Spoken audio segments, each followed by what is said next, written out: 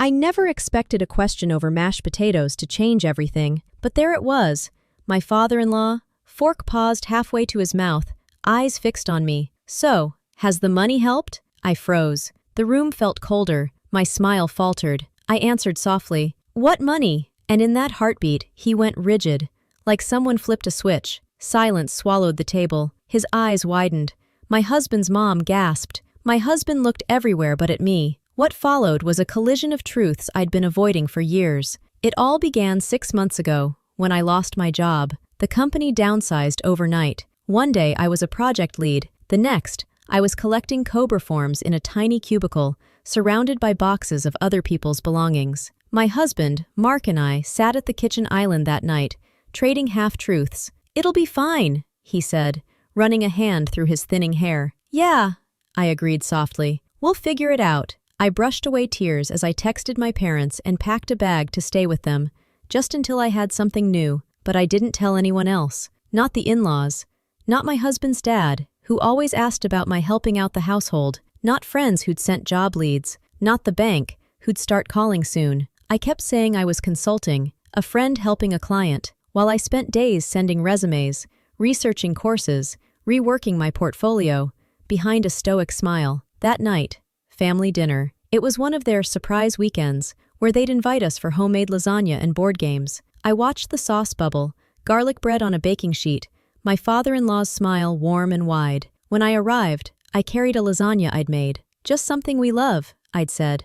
"No big deal." He'd clapped me on the shoulder. "You're a lifesaver, sweetheart." More half-truths. Because I didn't feel like a lifesaver. I felt broke and embarrassed and terrified that he'd notice. Dinner began normally. We laughed at my mother-in-law's stories about lost car keys. We teased Mark for burning the garlic bread last time. I joked about going on a cooking blog someday. But the undercurrent was mine alone. I didn't have a job. I didn't have savings left. The closet scholarship applications, all rejected. The temp agency calling for unpaid phone interviews. Everything felt like walking a tightrope in heels. Then came the salad. Mixed greens, cherry tomatoes, green beans drizzled in balsamic. My father-in-law leaned in. "So, tell me, has the money helped at all?" He meant one thing. He thought we were getting help, with groceries, with bills, the same way other families did when someone lost their job. I didn't want to shame him. Maybe he thought he was asking kindly. Maybe he'd been planning to quietly help. I looked down at the salad.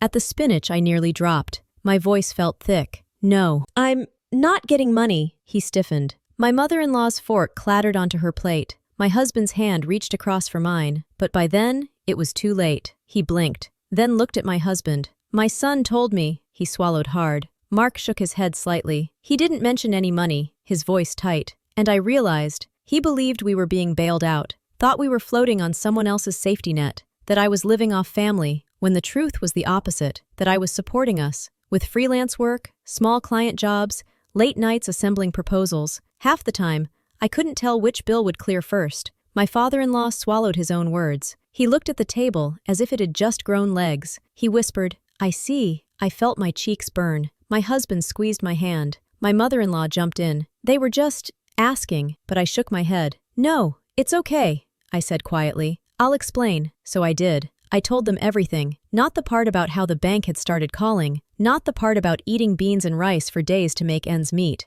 But the truth. I was out of work, looking for anything. I didn't need a loan. I didn't want pity, but I needed understanding. I needed them to see it wasn't help that would solve things. It was truth. I looked at my father-in-law. He blinked hard once, then nodded. But the damage was done. The rest of dinner? Quiet. We finished lasagna in silence. I helped with dishes without making a fuss. No one joked about burnt bread. No one praised my cooking. There was just an emptiness. But under it, a shift. And the moment I said, "What money?" my world changed. We didn't speak in the car ride home. Mark kept his eyes on the road, fingers tight on the wheel. I stared out the window, watching streetlights blur into soft yellow streaks. I wanted to ask him. I wanted to scream at him. "What money? Why did your dad think we were getting help?" But I sat there, mouth shut, heart thudding. When we finally pulled into the driveway, he turned off the ignition but didn't move. We sat in the dark, the only sound the ticking of the engine cooling. He finally said, "It wasn't supposed to come out like that." I turned slowly. "What was supposed to come out?" He didn't answer, so I pushed again. "What money was your dad talking about, Mark?" Still nothing. Then, he gave us something, after you lost your job, just to help with groceries, bills. I didn't want to stress you out with it. You didn't want to stress me out? I said, my voice sharper now, climbing. You let me sell my laptop. You let me panic about rent. You let me think we were drowning, because we were, and never once said, hey, by the way, my dad chipped in. He looked away. It was just supposed to be temporary. The world cracked. I stepped out of the car before I could scream. Inside, I sat on the couch, hands shaking. He followed me in, quiet, like he wasn't sure if he belonged anymore. I was going to tell you, he said. I just didn't want you to feel like you'd failed. Failed? I snapped. You watched me wake up at 5 a.m. every day to apply for jobs. You watched me eat peanut butter sandwiches for dinner, and you thought the best way to help me not feel like a failure was to let me keep thinking we were broke? He sat down across from me, arms crossed like a shield. It wasn't like that, he whispered. No? Then what was it? He didn't answer, because we both knew what it was. He'd let me suffer so he wouldn't feel uncomfortable. He'd lied by omission to protect his ego. And worse, he'd let his father believe I was living off the money, without ever mentioning that I didn't even know about it. I didn't sleep that night. I lay on the couch, staring at the ceiling, thinking about all the choices I made in the last few months, turning down help from friends because I didn't want to seem weak, selling my jewelry, skipping meals, crying in the shower because I thought I was dragging us down. And all that time, we had money. He just didn't trust me enough to tell me. Or maybe he didn't think I could handle it. That realization hit harder than the secret. He didn't believe in me. The next morning, he came into the kitchen holding a mug like it was armor. I was trying to protect us, he said. I looked at him. From what? Honesty? He exhaled, jaw tight. From the fallout. Too late. I turned away. He didn't follow. Days passed. We barely spoke. He tried small things, offering to make dinner, asking if I wanted to go on a walk. I nodded sometimes, declined others. But the silence between us wasn't passive. It was loud. It echoed. Because it wasn't just about the money anymore. It was about trust, about the cracks we'd both ignored for years. The way he didn't check in with me emotionally unless something was visibly wrong. The way I shouldered burdens quietly, hoping someone would notice without me having to scream. We were both guilty, but only one of us hid $5,000 and let the lie hang until it shattered at a dinner table. Then came the worst part. A text from his father. Hey, I didn't mean to make dinner awkward.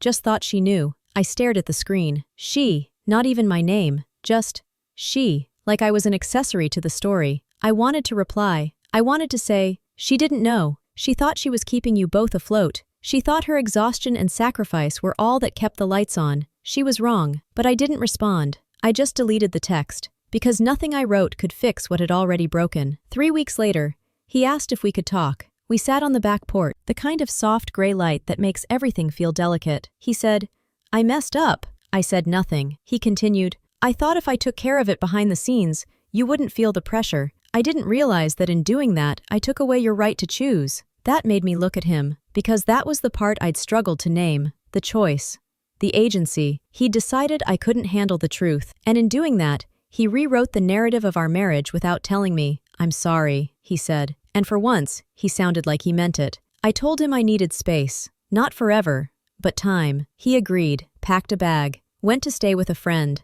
I spent the next week rebuilding, not the finances. Me. I set boundaries. I wrote out what I wanted from a partner, not just honesty but shared weight, not just support, but belief. And slowly, painfully, I started forgiving him, because I loved him. But love isn't enough when trust is cracked. You have to be willing to face the break and fill it with something stronger. When we met again, it was at a coffee shop, neutral ground. He brought flowers, simple daisies, my favorite. He said he'd started therapy, that he wanted to understand why he avoids conflict, why he hides things, to protect people, but ends up hurting them more. I said I'd do the same, because maybe I hide too, behind smiles, behind silence, behind strength I don't always feel. We held hands across the table, not with certainty, but with choice. And that was a start. We didn't fix everything overnight, but that was never the point. The point was that, for the first time in years, we stopped pretending. We stopped burying discomfort under smiles and silence. We stopped letting time do the talking for us. After that coffee shop meeting, we started dating again. Funny, right? A married couple, 6 years deep, awkwardly stumbling through small talk at diners and museums, like we were trying each other on for size again. But it worked, because now, every word felt like a choice. Every step forward felt earned. He told his dad the truth, that I hadn't known, that I'd suffered, that the money, while helpful, had been mishandled, and that he, the man who raised him, needed to respect me enough to never speak around me again. Only to me. It wasn't a confrontation, it was a correction, and from what I heard, his dad listened. He even sent me a card, not an apology, but a note. I misunderstood. I respect your strength more than you know. I didn't reply, but I kept it. Sometimes, acknowledgement is all you need. My career didn't bounce back instantly either, but something inside me did. Confidence. I stopped applying for jobs I didn't want just to feel useful. I started writing again, freelance mostly, but it filled me. One article at a time, I found my voice. We made new rules. No money changes without both of us knowing. No silent suffering. No pretending, it's fine, when it clearly isn't. We held each other accountable, but gently, like people who had seen each other's worst, and decided to stay anyway. And the wildest part? I didn't hate him. I never had. I hated what we'd both allowed ourselves to become. People drifting through the motions, afraid of rocking the boat. But the boat needed rocking. Sometimes the storm is what saves you. There was one night, months later, when he came home with a brown paper bag. Inside, pancake mix, maple syrup, a jar of peanut butter. He smiled. For the nights you didn't complain, I laughed. But I cried too, because he saw it. He saw me. We're still figuring things out, still messy, still human. But now, when something's wrong, we talk. When something's heavy, we lift it together. And when something feels impossible, we sit with it. We don't hide it under lasagna and board games. We face it. Sometimes I think about that dinner, that exact moment, the fork halfway up, the question, the silence. I think about how I could have brushed it off, laughed, deflected, kept the peace, but I didn't. I answered honestly, what money? And everything changed. Not just my marriage, not just my finances, me. I learned that truth doesn't always come with a lightning strike. Sometimes it arrives wrapped in awkward dinner conversation and an uncomfortable pause. But when you speak it out loud, you find out who's really listening. If you're holding something back right now, if you're biting your tongue to keep the peace, or drowning silently while everyone around you assumes you're fine, I want you to hear this. You don't have to pretend. You're allowed to speak, you're allowed to ask, and you're allowed to break the silence with one simple question: what money, or whatever yours is? Because sometimes, the real story doesn't begin until the lie falls apart. And when it does, there's freedom on the other side. Not easy, not painless, but honest. And I'd take honesty over comfort, any day. Subscribe for more dark, faceless storytelling. What's the one question you didn't ask because you were afraid of the answer?